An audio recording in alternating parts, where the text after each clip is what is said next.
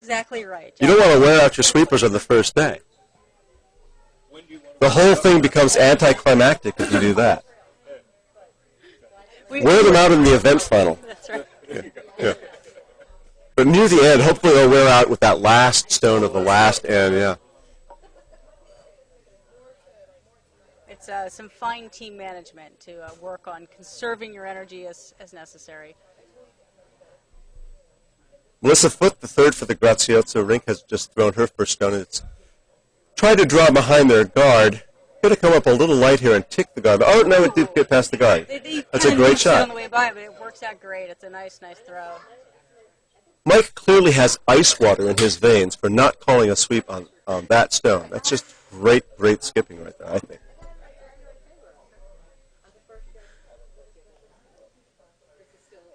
I do have to make a comment about Sheet B Bravo with the underdogs. I really appreciate that their lead is still wearing her cape, and when she slides out of the hack, her cape flutters behind her. It's gorgeous. Wonderful. It's just gorgeous. So, high marks for the. It's majestic, is what it is. And the underdog shirts are excellent as well. So I just wanted to give them props for that. Sadly, the scoreboard is not respecting their style. Their style. Yeah. Yeah. I think it's very unfortunate in curling that there are no style points. I agree. If there were, I could dress nice and finally have a chance to win. I was going to say, I don't think it would help me anyway, but it would be nice for others.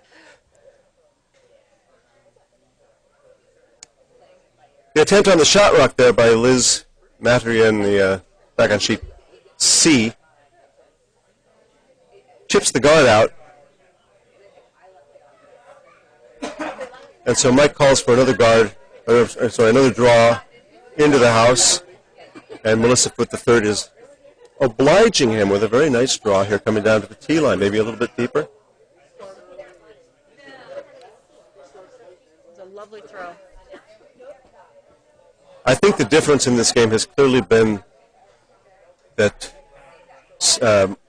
Mike's team has found the draw weight first, and that makes a big difference.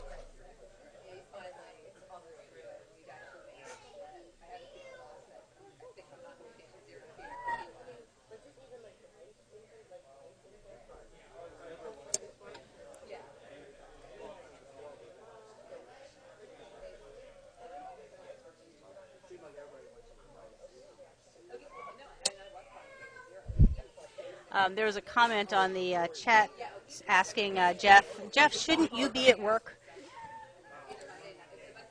No, you have no idea how expendable I am.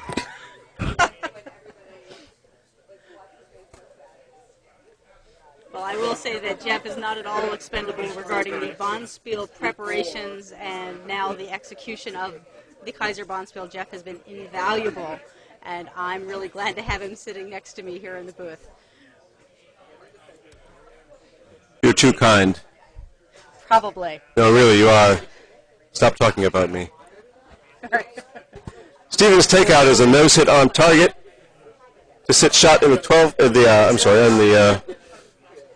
Sort of biting the forefoot there on the tee line, but that's really not going to get him anything here in the sixth end. Since he does not have hammer, that was his first stone. Mike's going to go after that shot rock now. And I would think try to continue to sit two, which should get him a deuce and put the game at 12-2 if that were to happen here. And I suspect we might see a handshake at that point. I think you're probably right. And yes, Richard, you're right. The secondary mic is not nearly so loud as the primary mic. It is not just that Jeff has a bigger mouth. Although that's true also. That's,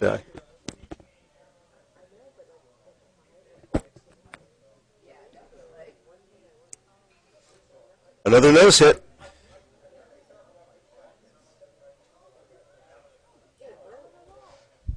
No, this is actually FL sitting at the secondary mic. Becca is taking some well-deserved downtime. I see her over there next to the kitchen drinking I think that's a Diet Coke. She's drinking something out of a Diet Coke can. We can't confirm the contents of the can. But, you know, who can tell?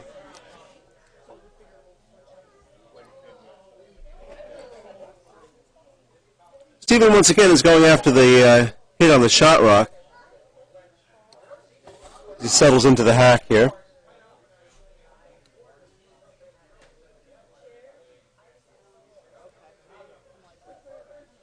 My preferred shot would be to try to come down and sit on that yellow rock, but that's a very difficult shot.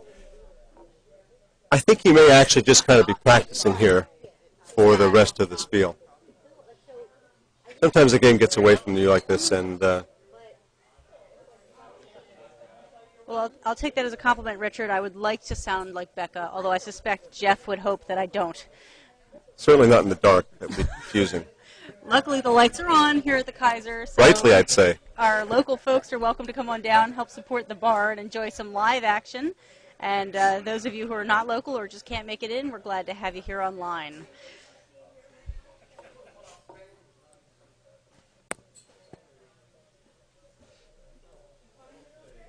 So Mike is throwing an out turn from the center line on this shot rock. I thought he threw an in turn at the first one, but maybe I didn't see that correctly. Sweepers are on it. Stone might swing a little more here, coming off the center line. And indeed it did. It's chipping the red rock out, and shooter is spilling for one yellow. And that will lead to a concession. We have a handshake on B, the other on C. And the first game of the 2011 Kaiser is in the books. Mike Graziano has defeated Stephen Enickson 11-2 in what I refer to as one of those games. One of those games.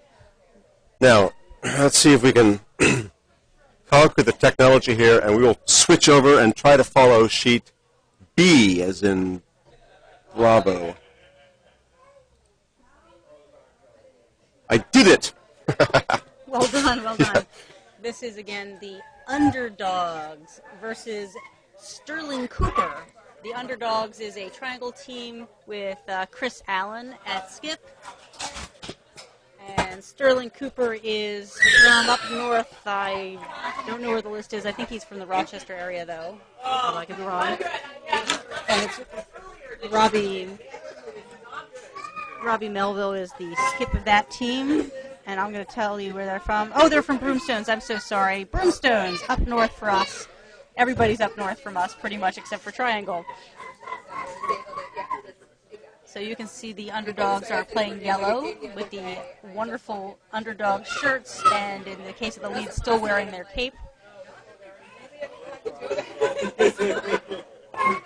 And Sterling Cooper is currently leading this game 6-1. And we're watching the sixth end now. Oh, yes, overhead. We'll switch that over. Thank you.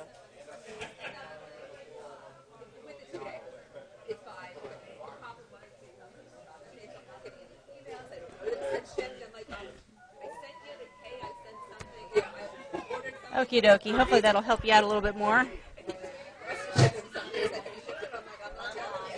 This is actually a really great setup where we can push buttons from the control booth itself, with the exception of that overhead view. I actually had to stand up and reach a button, and I'm a little short, so it takes me a couple seconds to get that taken care of.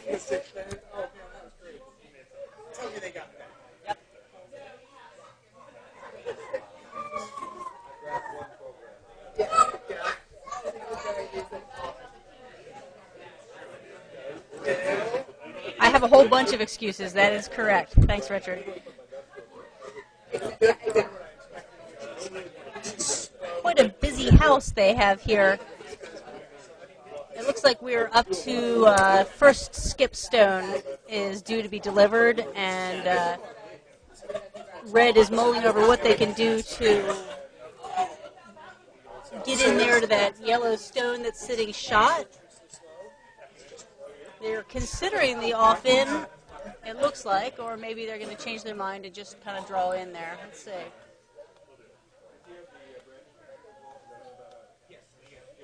No, they're definitely considering that off-in. That should be an exciting shot. They're hoping to hit off their own red rock that's the outside biter and come in and move that yellow stone clean off the forefoot. This should be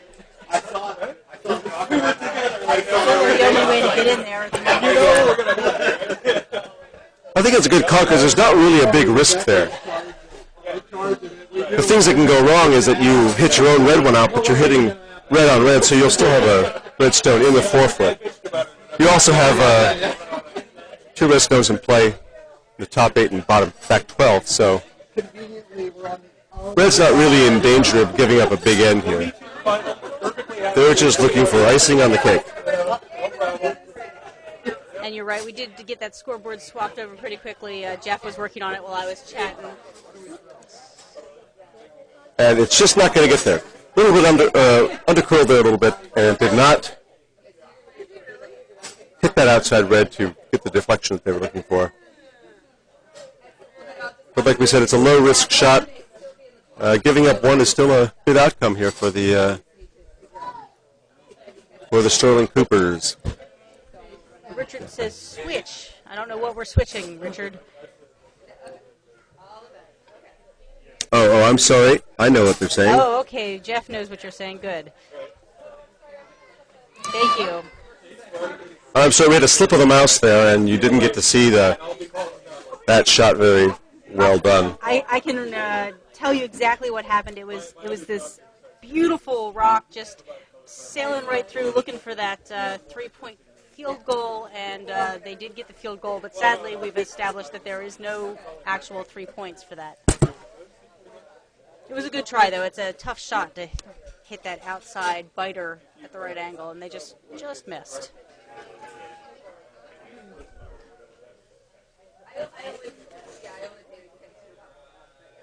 So the underdogs have, they've got a few options here. They have what's got to be the world's smallest port to draw through, which could indeed get him into the forefoot. Having not watched this sheet, I don't really know if that ice is draw through the port ice. That could be tap the guard ice. As you can see, they do have a red Yellowstone up there on the forefoot line, a few feet in front of the house. You could tap that one back.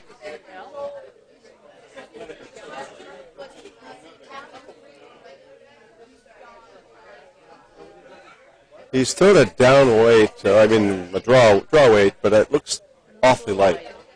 The sweepers have given up on, now they're back to work.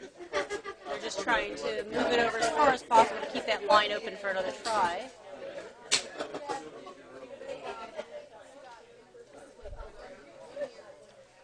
I wonder if strategically it was wise for Chris Allen, the skip of underdogs, to actually be wearing a red curling stone when they're playing yellow. Although it does match the shirts very nicely, I wonder if that's just got inside his head a little bit and he's got some color recognition errors. It could be, and it's really tempting karma, and you just don't mess with karma.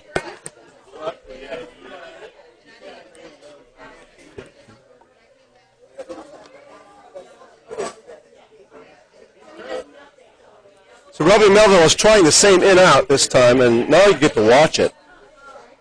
Sweepers are on it this time. What a tremendous shot. What a tremendous shot. Wow, that was a great shot. That was exactly what they called for the first time that you didn't get to see, so it didn't work the first time. You got to see the replay that was better. What a beautiful offense. And there's the... If it were Jennifer Jones, she'd be jumping up and down and screaming right now. Just a great shot, and a great pair of stones, really, because he went after it with the first one. It did not curl as he wanted to. He adjusted the ice, came in, made the shot. Just really great curling. I think.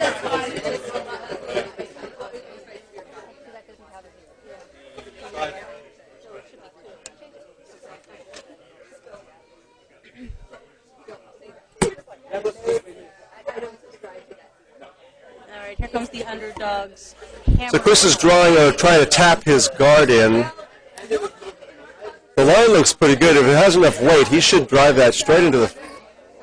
A little too heavy, and just going to go back out. They had the line, just a little too much weight. That's going to be 4 red.